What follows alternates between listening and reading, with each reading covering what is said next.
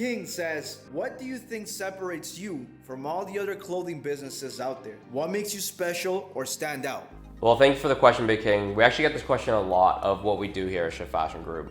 So you see this wall behind me? These are actually all samples we've made for our clients. Plus we have a warehouse full of other products. What we do is we actually partner with influencers / celebrities or established brands to create not only the fashion brand, but to study their audience and what products make the most sense. Then we'll take them through that entire journey from ideation and product creation to creation of a collection, all the way to shipping the product to their final customers, because I own a 3PL as well. So we're really just like a full turnkey solution for people who have an audience that want to create products for them, and they partner with us to do that.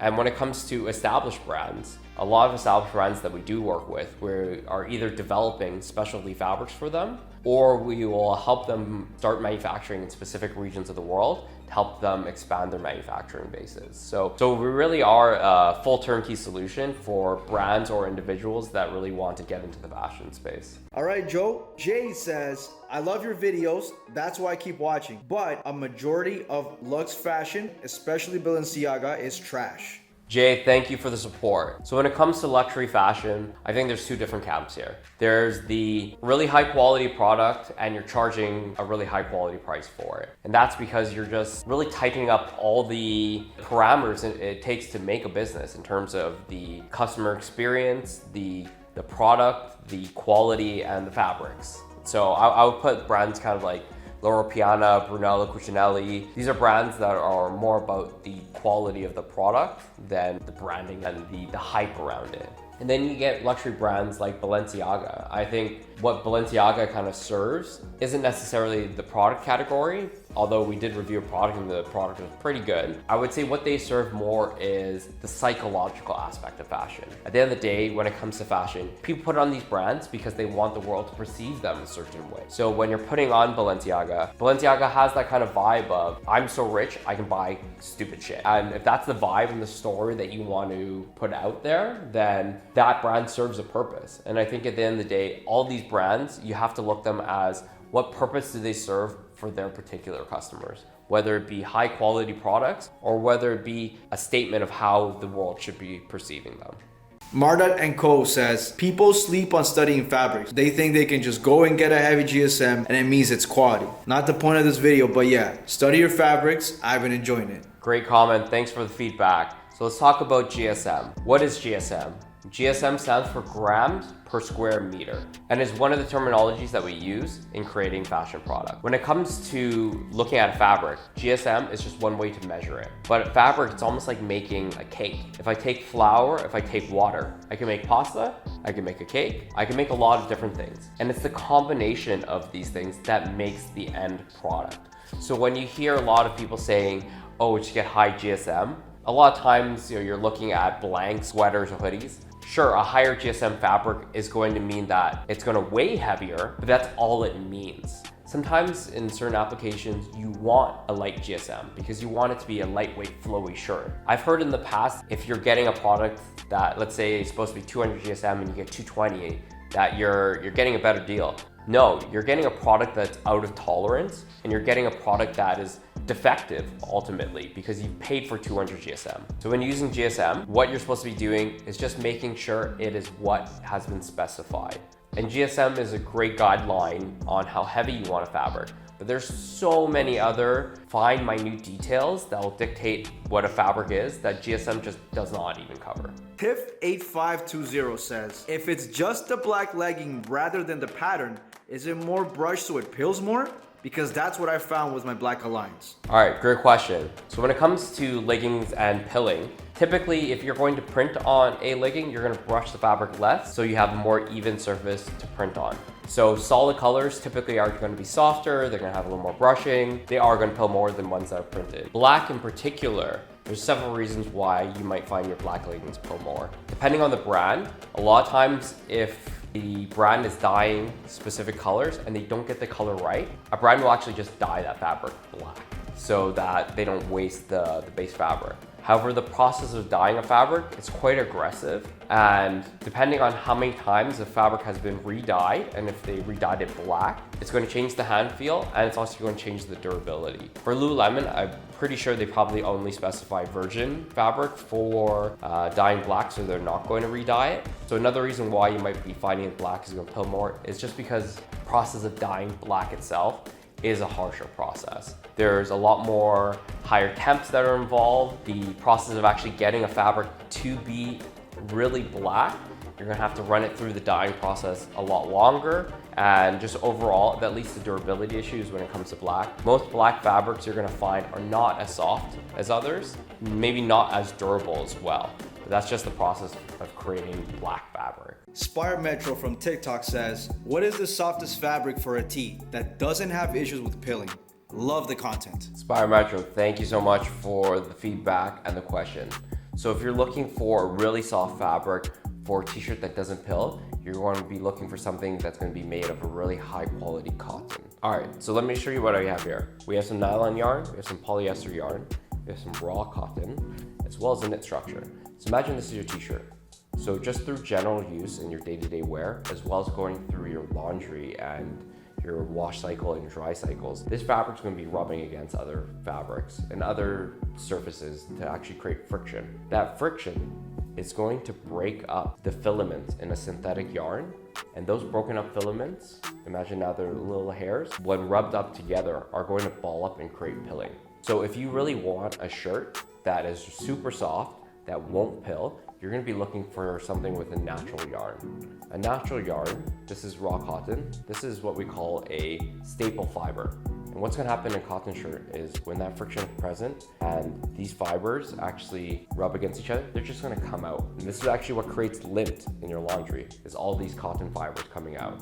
So if you're looking for a nice shirt that's going to be soft, not going to pill, what I would do is avoid synthetic fibers in your t-shirts. So don't look for stuff that's blended with polyester. Often those are cheaper quality shirts. Look for a 100% cotton, preferably Pima cotton, because those shirts are going to be really soft, and by being Pima cotton, it's going to last a lot longer. Miguel Matud said, bro just called the minimum wage sweatshop workers lazy. What do you think about that, Joe? While it's entirely possible, I think it's highly unlikely these are made in a sweatshop. For brands, especially at the scale of Essential, there are some basic steps you take when starting with a new manufacturer. You make sure that they meet certain internal quality control standards. You make sure they meet all social compliance standards. Or you work with a company like Shift Fashion Group that has a vetted network. To not take these steps is just too much risk for any business. On top of that, China is far from the cheapest place to manufacture. Not only do you have duties, you have tariffs, and all your cotton has to be traceable, which all adds to the cost of goods. What I think is more likely to the scenario is that this is a long-term supplier for Essentials, and this factory is having a hard time finding skilled workers at the price point that Essentials is willing to pay. What's important is the quality control standards that the brand has set is followed by the factory, and bringing in a third-party quality control company to do final inspections. We use SGS to audit and check all of our clients' products that we produce. What I would have done in the case of Essentials, move this program to another region that has a lower cost of living and has a larger available pool of workers, so you can still deliver the same high quality product at the same price point. Talk1610 says, everyone wants to be Tanner Leatherstein. What's your thoughts on that, Joe? Well, I appreciate the comparison, and I love what he's been doing with leather goods. I admire him for putting himself out there to educate and entertain his viewers. You have to remember that just because someone has a great idea, it does not preclude others from building upon it, nor should it. Everything in our world has been built upon the shoulders of those that came before us. Imagine if whoever created the first wheel made it round and someone else said, Bob made the wheel round, so no one else can. How silly would that be? Don't let the fact that somebody did something be an excuse for inaction. Instead, find inspiration knowing that it is possible and take that inspiration to build something better. Amanda Lene says, thinking only $12 is misleading, even if it actually costs a little to produce. There's still logistics, custom, and business overhead to pay. Absolutely. There's a lot to running a business. A lot of clothing brands don't price their products effectively and they end up not surviving. We're actually going to be building a new video series talking about this and walking through what it actually takes to start a brand from a concept to something that's really flourishing. Claude says, it'll cost what people will pay. Yes, if somebody sees value in what they're purchasing, they're going to be happy with the purchase. I think there's a lot of people that they spend money on V-Bucks, they spend money on Roblox currency, and it might only be a few dollars here and there, but it makes sense for those people who are playing those games. Whereas when it comes to clothing, it might not make sense for you to spend $1,000 on this denim. And as long as there's value being exchanged, and as long as the person's happy with purchasing their goods, there's absolutely nothing wrong with that. Esco1199 says, even if I was Bezos rich, I wouldn't spend $1,000 on a pair of jeans. I don't think Bezos is doing his own shopping. The utility of clothing can be served in a $2 t-shirt and a $5 pair of pants. It covers you up. Anything beyond that is really just self-expression. It's how you want to be a part of a community. You know, there's going to be a lot of people that have a $5 million house, a $250,000 car, and they just want to spend $1,000 on their clothes because ultimately that's just what makes sense for them. We all grew up with different brands. I'm not wearing Abercrombie & Fitch or American Eagle anymore. And you end up wearing brands that resonate with who you are and where you are at this point in your life. Flygel Kiki says, this is the epitome of the fashion industry. That's why I wear what I want. Mix luxury with low cost. Everything doesn't need to be high. That is such great advice. I think when it comes to fashion, everyone thinks that like high costs equal great style. That's not all the case. I'm sure everyone's seen somebody who's head to toe in designer goods and which just looks really tacky. You want to ultimately wear what fits you well, what looks good on you, what colors actually complement your skin tone. Build your wardrobe on that. It doesn't have to always be expensive to look good. What Karl Lagerfeld said, you can never be overdressed or underdressed in a little black dress. And just remember, you can't buy style. Style is something that's about the nuances of how you put all the different pieces in your wardrobe together. Isaac says, next, do Chrome Hearts. Well, Isaac, while I would love to do Chrome Hearts, I don't know if my accounting department's gonna let me cut up a pair of those. But from my research, a lot of them is done on vintage Levi's as well as newly made garments, but maybe in the future, unless somebody wants to donate a pair. Here's a comment from Red Enos. There's a lot more that goes into the price than just labor. I'm not justifying the final cost, but there's so much more to it than just that. 100%. So when I did this video series, the idea is to just give you an idea of what it costs to make a garment, but what it costs to build a brand is something that's very different. Branding is something that makes you feel part of a community. And when it comes to Miri, he's created something really special in terms of what people feel when they see somebody wearing that brand. Building a luxury product allows you to be in stores that give your customers a much different experience. I think a lot of entrepreneurs need to realize you need to price your product effectively for you to do the things that you want for your customers at the end of the day. Next is user to a bunch of numbers, people getting played. You know, I wouldn't say that. When you're a brand, you have a specific target market in mind. You're marketing towards them. If someone's buying this product, if that value exchange is happening and people are happy with the purchase at the end of the day, I wouldn't say they're getting played. If you don't want to buy the product or you think the product's too expensive, then there's tens of thousands of other brands that you can interact with. So Ryan says, skip to 1 minute and 47 seconds. It's $6 to $12. Ryan, my guy, there's so much to learn in the video that we're putting out. Don't tell people to skip. It's like finding out what happens at the end of the movie. You're missing the journey, you're missing the experience. I would advise against that. Leah says, I thought nylon is more durable and sweat resistant than polyester. What are your thoughts? All right, Leah, thank you so much for asking this question. I definitely feel like I need to provide more clarity on this particular subject. So when we're talking about pure tensile strength, nylon wins. If we're talking about stretchability, nylon wins. But when we're talking about wear and tear of a normal garment that you're going to be wearing, durability expands way beyond just tensile strength and stretchiness. So nylon itself, these are actually raw nylon, is what we call hydrophilic. So it actually absorbs moisture, whereas polyester is hydrophobic. So if you're wearing garments such as leggings to the gym, and you're wearing ones made of polyester, it's actually going to wick away that sweat and disperse it right away. Whereas nylon's actually going to hold onto it. It's going to lead to leggings that stay wet longer. And when you have leggings that stay wet longer, water plus your body, plus the nylon yarn, plus body heat is going to increase friction, which is going to lead to pilling. So when you actually melt the nylon like this and you're creating little filaments, see there's actually nylon yarn here. Each nylon yarn is made of these tiny filaments, but these tiny filaments being more stretchy, especially on a brush fabric, when they're more stretchy, they're now in a moist environment because you've been working out, because you've just been wearing them, they're gonna be a lot more prone to balling. And this balling up is what leads to pilling. So when I'm talking about durability of a garment, it's way beyond just the pure strength. It's how you're gonna be using it day to day. When it comes to pill resistance, especially for leggings, polyester that has not been brushed is always gonna win over a nylon that has been brushed. Polyester is also more resistant to UV and it's more resistant to chemicals. So again, when we're talking about pure tensile strength, nylon wins. But if we're talking about overall day-to-day durability, polyester is gonna be the more durable option. All right, Joe. Brandon Alexander says, I'd be curious to see Todd Snyder or All Saints.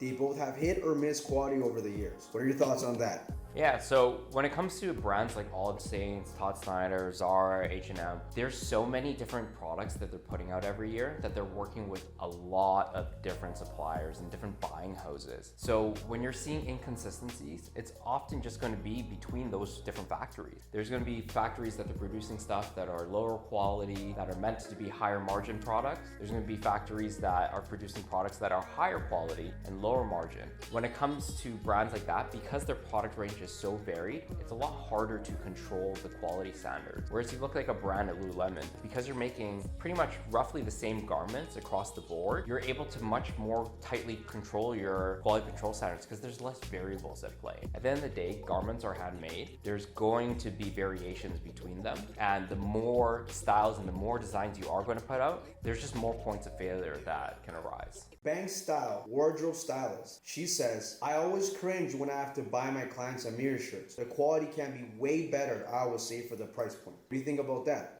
That's such an interesting perspective because as a stylist, your job is to craft and create the image of how the world will actually perceive them. So when it comes to brands, that just shows you how strong brands are. Regardless if the product is up to the quality that it needs to be, the brand itself achieves the task of creating this image of how people are going to perceive them. And if you own a brand, this is why it's so important to have very strong branding. When it comes to the product itself, I think a lot of well-known, especially streetwear brands and especially t-shirts are something that are an entry point for a lot of different brands, and it's something that is just a revenue driver. So it's not something they're gonna put a lot of attention into. It's not something that a lot of quality control is gonna be put into because these are just products that are meant to sell en masse, generate revenue. Federico asks, what does "it's gonna last a long time" mean in years? Okay, so when it comes to fashion and clothing itself, when I mean it lasts a long time, typically in the fashion industry, you're not actually going to measure it in years. You're going to measure it in washes. And that's going to signal how many times you're wearing the garment, how many times you're laundering the garment. Because if you wear it once a year, a garment might last you 10 years, 15 years. But if you're wearing it every single day, you're not going to be able to have it for several years. Typically, a really good industry standard practice is you wash test stuff that's not fast fashion. You wash test stuff to at least 30 washes. And that means, you're gonna be able to wear it 30 times, you're gonna be able to wash it 30 times, and it's still gonna maintain its integrity. When it comes to fast fashion, some of the stuff really is designed for like 1 or 2 times. And if you're paying $5, $7 for a shirt, what do you really expect out of that price point? So if you want something that's higher quality, it costs money to make products that are higher quality. When it comes to the durability of garments, it's always just going to be about the amount of washes and how many times you can wear it. So when I say something's going to last a long time, I'm saying it's going to be at least 30, 40, 50 washes.